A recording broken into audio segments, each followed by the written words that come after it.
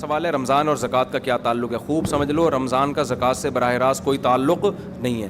جب آپ صاحب نصاب ہوئے تھے نا, 52.5 تولے چاندی کے برابر مال آیا تھا آپ کے پاس, سونا, چاندی, مال تجارت, نقدی, یہ 4 چیزیں جس دن آپ کے پاس آ گئیں, کتنی, جتنے میں 52.5 تولہ چاندی آتی ہے, تو آپ پر لازم تھا کہ اپنی وہ اسلامی تاریخ آپ محفوظ کر لیتے. 5 محرم کو آئیں یہ چیزیں, تو 5 محرم ڈیٹ محفوظ کر لی, اگلے سال 5 محرم کو آپ کا زکوٰۃ کا حساب ہوگا.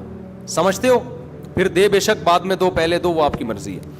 زکوٰۃ کا نصاب کیا ہے؟ مال تجارت کی تعریف کیا ہے؟ سونا, چاندی, مال تجارت, نقدی, کیش رقم جسے کہتے ہیں, 4 چیزیں جس کے پاس 52.5 تولہ چاندی کے برابر ہوں. 52.5 تولہ چاندی کے ریٹ کیا چل رہے ہیں مجھے نہیں معلوم, اوپر نیچے اتنے ہو رہے ہیں, شاید 90,000 1 لاکھ روپے تک چل رہے ہیں شاید. تو جس کے پاس اتنی مالیت کا سونا, چاندی, تجارتی مال یا نقدی ہو تو وہ صاحب نصاب بن جاتا ہے. اس پر لازم ہوتا ہے کہ وہ اسلامی تاریخ نوٹ کر لے. عام طور پر جب لڑکوں کی, لونڈے لپاڑوں کی تنخواہ لگتی ہے, پہلی تنخواہ 90,000 1 لاکھ آئی تو وہ صاحب نصاب بن گئے. لڑکیوں کی شادی ہوتی ہے, ان کو سونا ملتا ہے, تو جس دن ان کو سونا ملا ہے, ہینڈ اوور ہوا ہے, وہ تاریخ, وہ اسلامی تاریخ نوٹ کر لیں. سمجھ میں آ رہی ہے بات؟ پھر ہر سال اسی تاریخ کے حساب سے زکوٰۃ دیا کریں. مال تجارت کی تعریف کیا ہے؟ مال تجارت اس مال کو کہتے ہیں جو بیچنے کے لیے خریدا ہو اور اب تک بیچنے کی نیت باقی ہو. آپ کی دکان ہے, کرائے پہ دی ہوئی ہے, دکان پہ زکوٰۃ نہیں ہے کیوں کرائے پہ دی ہوئی ہے. آپ کی گاڑی ہے, کرائے پہ دی ہوئی ہے, زکوٰۃ نہیں ہے کیوں کرائے پہ دی ہوئی ہے. ہاں, گاڑی آپ نے خریدی ہے کہ بیچ دوں گا میں, خریدتے ہوئے بیچنے کی نیت تھی, تو اس گاڑی پہ زکوٰۃ دینا واجب. ہاں, گاڑی آپ نے خریدی اپنے لیے, ارادہ ہوا کہ جب بیچنے کا موڈ ہوا تو بیچ دوں گا, یہ مال تجارت نہیں ہے کیونکہ خریدی کس لیے؟ بیچنے کے لیے, ضرور استعمال کے لیے.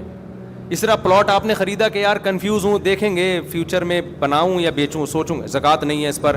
ہاں, پلاٹ خریدا, نیت کیا ہے؟ بیچوں گا, اس پہ زکوٰۃ واجب ہے. سمجھتے ہو کہ نہیں سمجھتے ہو؟ زکوٰۃ کن لوگوں کو دی جا سکتی ہے؟ زکوٰۃ ان لوگوں کو دی جا سکتی ہے, اتنا کافی ہے. سمجھتے ہو؟ غریبوں, غریب ہونے کے لیے کیا ہے کہ 5 چیزیں, 4 چیزیں تو وہی جو زکوٰۃ والی ہیں, سونا, چاندی, مال تجارت اور کیش, اور 5ویں چیز ہے ضرورت سے زائد سامان. ایک آدمی کے پاس ضرورت سے زائد سامان ہے, ضرورت سے زائد سامان اس کہتے ہیں پورے سال استعمال ہی نہیں ہو رہا. گھر میں ڈنر سیٹ پڑا ہوا ہے, پورا سال استعمال نہیں ہوتا. پلاٹ پڑا ہوا ہے, نہ رینٹ پہ دیا ہوا ہے, نہ کھیتی باڑی کر رہا ہے, اور نہ خود رہتا ہے اس میں, تو وہ پراپرٹی بھی ضرورت سے زائد ہے, اس میں پورا سال گزرنا بھی ضروری نہیں ہے. تو جس کے پاس اس طرح کی پراپرٹی ہو جو استعمال میں نہ آتی ہو, یا سونا, چاندی, مال تجارت اور نقدی اس کے پاس 52.5 تولہ چاندی کے برابر ہو, یا 5 چیزوں کا مجموعہ 52.5 تولہ چاندی کے برابر ہو, تو ایسے آدمی کو زکوٰۃ دینا جائز نہیں ہے. سمجھتے ہو کہ نہیں سمجھتے؟ اتنا پوچھ لیا کرو بھائی, تمہارے پاس کوئی ایسی پراپرٹی تو نہیں ہے جو استعمال میں نہ آتی ہو, اتنا پوچھ لیا کرو. پورا نصاب پیش کرو گے تو پاگل ہو جائے گا نا, وہ کہے گا تو زکوٰۃ نہیں دے بھائی, میرے حساب نہیں ہو رہا مجھ سے. میں جب کسی کو زکوٰۃ دیتا ہوں تو اتنا پوچھ لیتا ہوں, یار تمہارے پاس سونا وونا تو نہیں ہے؟ نہیں ہے بھائی, کیونکہ سونا آج کل اتنا مہنگا ہے کہ وہ سونا ہی آدمی کو مالدار بنا دیتا ہے. اور بھائی تمہارے پاس بینک میں کیش اماؤنٹ کتنا پڑا ہوا ہے؟ غریب کے پاس تو کیش اکاؤنٹ ہی نہیں ہوتا عام طور پہ, ہے 20-30 ہزار ہے تو وہ مستحق ہے زکوٰۃ کا. کوئی پراپرٹی تو نہیں ہے گھر کے علاوہ, جس گھر میں رہتے ہو وہ تو ٹھیک ہے, ایسا تو نہیں کہ پلاٹ لے کے ڈالا وہ خالی پلاٹ پڑا ہوا ہو. تو ایسا اگر نہیں ہے تو عام طور پر ایسا آدمی زکوٰۃ کا مستحق ہوتا ہے. سمجھتے ہو کہ نہیں سمجھتے؟ کیونکہ نہ پیسہ ہے, نہ کوئی سیونگ نہیں ہے, خلاصہ یہ نکلا سیونگ نہیں ہے اس کے پاس. اچھا میرے بھائی, عشر کیا ہے؟ کتنی آمدنی پر ہے؟ عشر کہتے ہیں زمین کی پیداوار. تو زمین جو کھیتی باڑی کرتے ہیں ان کے جب بھی کھیتی کٹے گی اس میں سے 20واں حصہ یعنی 5% ان کو اللہ کے راستے میں صدقہ کرنا پڑے گا. اور اگر وہ بارش کے پانی سے زمین سیراب ہوتی ہے, ٹیوب ویل یا نہر کا پانی نہیں ہے, بارش کا پانی ہے, تو پھر 10% اللہ کے راستے میں خرچ کرنا پڑے گا. اس میں سال کا نصاب ضروری نہیں ہے.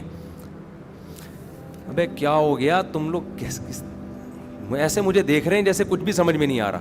دیکھو, آپ جب بھی زمین سے پیداوار اگاؤ گے نا, جو کھیتی باڑی کرنے والے لوگ ہیں, تو اللہ نے کہا آتو حقہ یوم حصادہ, جس دن کھیتی کٹے گی اللہ کا حق اس میں سے نکلے گا. اتنا مزہ آتا ہے نا یہ آیت پڑھتے ہوئے کہ کیا اللہ میں نے کتنا اچھا قانون بنا دیا. کھیتی کٹ رہی, اللہ کہہ رہے میرا بھتہ مجھے چاہیے, گویا کہ وہی. تو نیک لوگ خوشی خوشی دیتے ہیں. اگر اللہ کہہ دیتا نا یہ ٹیکس ہے تمہیں دینا پڑے گا, یہ جرمانہ ہے تمہیں دینا پڑے گا, مزہ نہ آتا عشر دینے میں. اللہ کہتے ہیں جس دن کھیتی کٹے, پہلے اللہ نے اپنی نعمتیں بیان کی کہ اس نے آسمان سے پانی برسایا, یہ پانی سائنسدان نہیں برساتے, پھر اس نے زمین سے تمہارے لیے طرح طرح کے نباتات پیدا کیے, انار پیدا کیا, انگور پیدا کیا, سب اللہ کر رہا ہے. اللہ کہہ رہے ہیں لہذا جس دن کھیتی کٹے گی اس دن میرا حق مجھے دو. تو جن کو اللہ سے محبت نہیں ہے وہ اس کو جرمانہ سمجھتے ہیں, جن کو اللہ سے محبت ہے ان کو اس آیت میں اتنا مزہ آتا ہے. اے اللہ تو کہہ رہا ہے کہ میرا حق صرف 20واں حصہ 5%, تو اگر کہتا نا آدھا دے دو ہم آدھا تجھے دے دیتے, تو کہتا پورا